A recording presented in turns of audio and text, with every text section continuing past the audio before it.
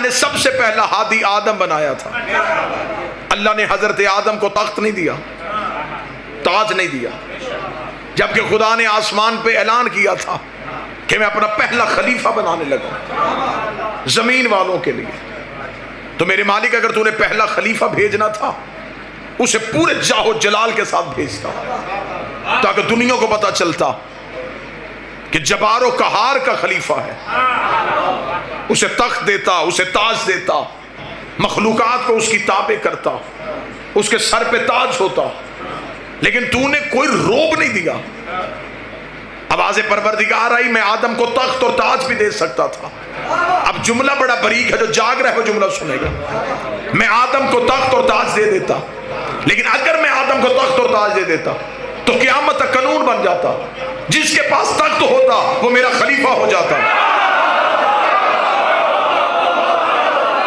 جو اہل معرفت تشریف ہے, اگر میں آدم کو تخت اور تاج دیتا تو پھر قیامت تک قانون بن جاتا. جس کے پاس تخت ہوتا وہ کہتا میں اللہ کا خلیفہ ہوں, جس کے پاس تاج ہوتا وہ کہتا میں اللہ کا خلیفہ ہوں. تو اللہ کے خلیفہ کی نشانی بن جاتی کہ تخت والا خلیفہ ہوتا ہے, تاج والا خلیفہ ہوتا ہے, لشکر والا خلیفہ ہوتا ہے, اقتدار والا خلیفہ ہوتا ہے, ووٹوں والا خلیفہ ہوتا ہے, جاہ و جلال والا خلیفہ ہوتا ہے. تو میرے مالک اب ہمارے پاس کیا نشانی ہے؟ تو نے آدم کو تخت اور تاج تو دیا ہی نہیں. اب ہمیں کیسے پتا چلے کہ بندوں کا بنایا کون ہے, اللہ کا بنایا کون ہے؟ خدا نے کہا میں نے آدم کو تخت اور تاج تو نہیں دیا, لیکن میں نے آدم کو ایک امتیاز بخشا تھا. میں نے آدم کو فرشتوں سے سجدہ کروا دیا تھا. میں نے آدم کو فرشتوں سے سجدہ کروا دیا تھا.